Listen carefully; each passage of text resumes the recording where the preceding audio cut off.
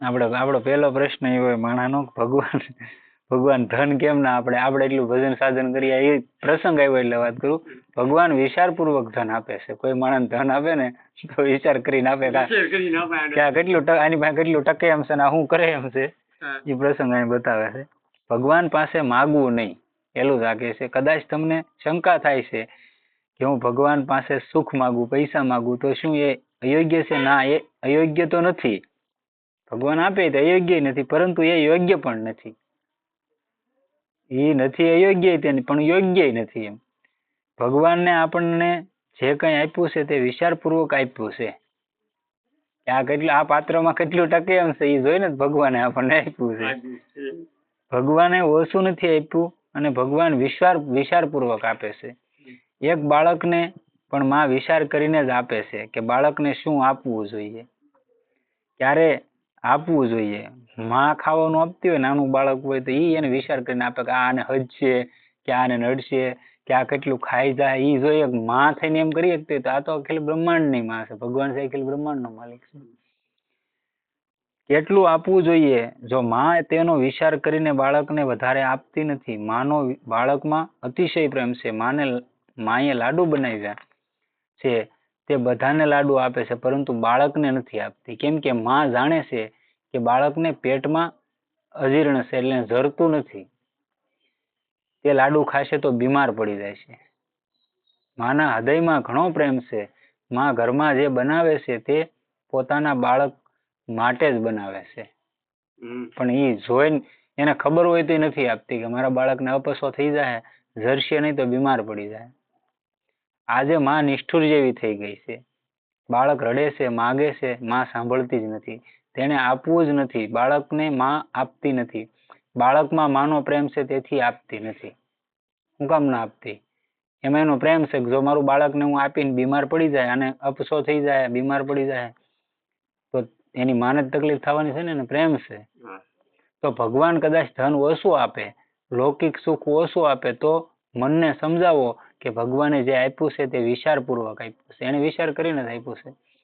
એટલે એ જેમાં રાજી હોય એમાં આપણે રાજી રહેતા શીખી જાઓ તો જ કામ લાગે. આપણે બળીને કોઈ કામ થતું નથી. તમે ગમે એટલી ટેન્શન લો, ગમે એટલું બળો, પણ હવે તમારે તમારે કોઈ પણ ને કાંઈ બે શબ્દ કોઈને સાંભળવાના હોય કોઈ પણ વ્યક્તિના, તો એ તમે એમને તો સાંભળવાનું નથી. તમારું પ્રારબ્ધ એમને પૂરું થવું નથી.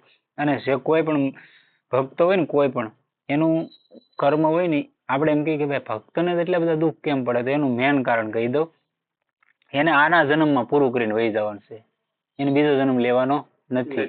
અને જે અહીંયા પાપ કરે છે, આપણે એમ કહીએ અમુક તો કેવા કર્મ કરે, આપણે જોઈએ છીએ કરે છે, એ એવા કર્મ કરતો હોય છતાં એને કઈ વાંધો ન હોય, તો એને હજી અહીંયા 150 વાર કે 1000 વાર કે લાખો વાર આવવાનું છે. આપણે આવવાનું નથી. એટલે આમાં આપણને ટૂંકમાં બધું ભોગવાવી નાખે ભગવાન. પૂરું તો કરવું પડે. આપણે લઈને બેલેન્સ ખૂટે ક્યાં સુધી આપણે જવાનું નથી. એટલે અહીંયા ભોગવવું પડે. એટલે અહીંયા પૂરું કરાવે છે. એટલે આપણને ઘણા સમય સુધી આવું રહે આપણી માથે. જે કોઈ પણ ભક્ત હોય ને એની માથે આવું રહે, દુઃખ રહે. ભગવાને જે આપ્યું છે તે વિચારપૂર્વક આપ્યું છે. મને વધારે સંપત્તિ મળે તો કદાચ મારી બુદ્ધિ બગડી જશે. હાલો, કદાચ ભગવાને આપી દીધું હૈદબાર, તો આનો શું ભરોસો? આ બુદ્ધિનો કાંઈ ભરોસો છે? તરત બગાડે. તેથી ભગવાને મને ઓછું આપ્યું છે. મારા ભગવાન તો બહુ ઉદાર છે. મારા પર તેમનો બહુ પ્રેમ છે, તેથી મને ઓછું આપ્યું છે. આવો વિચાર કરો. વૈરાગ્ય પાત્રમાં જ જ્ઞાન ટકે છે. જ્ઞાન એમાં ટકે, પ્રભુ પાસે માગવું નહીં. જેને એવું લાગે કે ભગવાને મને ઓછું આપ્યું છે તે સંસારની પાછળ પડે છે. જેને એવું લાગે કે ભગવાને મને મારી લાયકાતથી વધારે સુખ આપ્યું છે, વધારે સંપત્તિ આપી છે, તે જ ભગવાનની ભક્તિ કરે છે. જેને આ સમજણ હોય ને એ જ કરી શકે. સંપત્તિ આવે તો નકર ભક્તિ ન કરી શકે.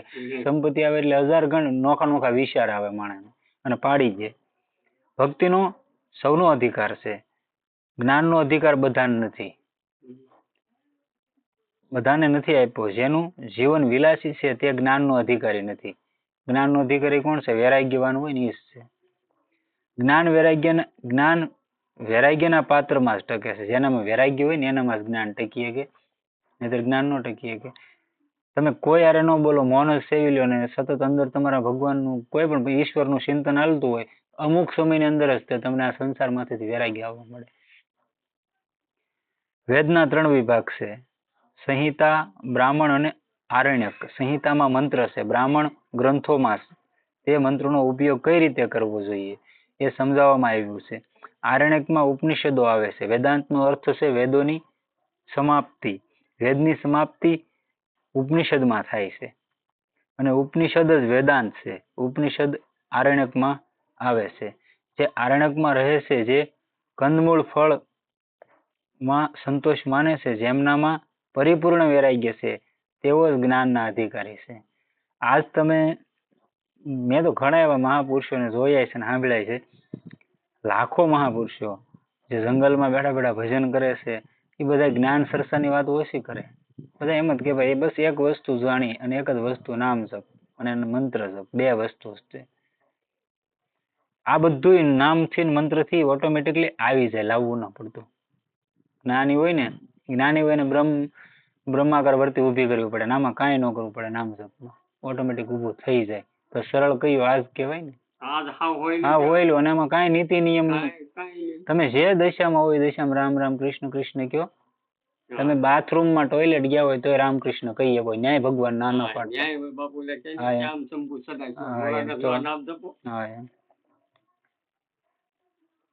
જ્ઞાનના અધિકારી છે તે વૈરાગ્ય પાત્રમાં જ જ્ઞાન ટકે છે. જેનું જીવન ભોગ પ્રધાન છે તે વેદાંતનું તત્વજ્ઞાન ક્યાંથી પસાવશે? ભોગ જેના જીવનમાં નીકળ્યા ભોગ જ છે અને ભોગ પ્રધાન જ જીવન જીવે છે, એમાં વેદાંતનું તત્વજ્ઞાન એ પસાવી ન કે ગધે ઓલા કે ને ઓલા કઈ કહેવાય છે ને, ગધેડાને રસકો ખવડાવો તે ન પસે એમ. વેદાંતનો અનુભવ વૈરાગ્યથી થાય છે અને સંસારનું કોઈ પણ સુખ જેને મીઠું લાગે છે તેનું જ્ઞાન ટકી શકતું નથી. તેથી વેદાંતના ગ્રંથોમાં આરંભમાં જ અધિકારીની ચર્ચા કરવામાં આવે છે. વેદાંતમાં તમે જો અધિકારી પહેલા માંગી લે, બ્રહ્મત્વ ધારણ કરેલું હોય, પછી સડ સંપત્તિ સંતુષ્ટ હોવો જોઈએ માણસ, તો જ વેદાંતનો અધિકારી કહેવાય. અને વિચાર સાગર છે, પંચદર્શી છે, ગીતા છે, આવા પ્રથાંતરીનો અભ્યાસી હોવો જોઈએ, ત્યારે વેદાંતનું જ્ઞાન એમાં ટકે, નહીં તો ન ટકે.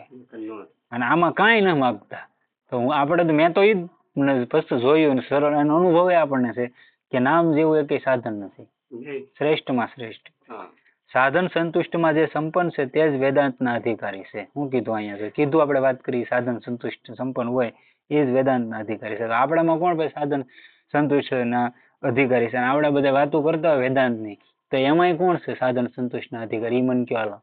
પેલા નીતિ નિયમમાં તો કાંઈ નથી છે, શિખા સૂત્ર નથી અને એવડા સાધન સંતુષ્ટના અધિકારી નથી.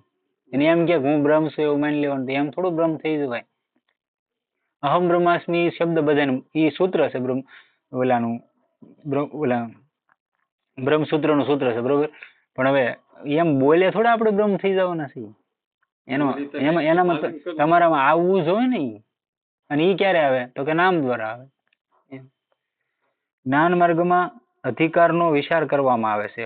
જ્ઞાન માર્ગમાં પરીક્ષા થાય છે, પણ ભક્તિ માર્ગમાં પરીક્ષા થતી નથી. ભક્ત દીન બનીને ભગવાનના શરણે આવે છે. હું કઈ જાણતો નથી, હું મૂર્ખ છું, હું તમારા શરણે આવ્યો છું, આવું ભક્ત કહીએ કે ભગવાનને એ કહીએ કે હું કાંઈ જાણતો નથી, જેવો છું એવો. અને તમે કોઈ પણ સંબંધથી ભગવાનને ભજી શકો, મિત્ર બનાવી લો, ભાઈ બનાવી લો, પિતા બનાવી લો, બાપ બનાવી, તમે ગમે એ સંબંધથી ભગવાનને ભજી શકો, ગુરુ બનાવી લો. ભક્તિ પ્રધાનમાં ભક્તિમાં એ મેન કારણ સારું છે. અને આમાં તો તમારે ઘણા બધા અધિકારો માંગી લે, તો એની કરતા આપણે તો આ સરળ પસંદ કર્યો એટલે કીધું. સદગુરુદેવ કી જય, કૃષ્ણ કનૈયા લાલ કી જય.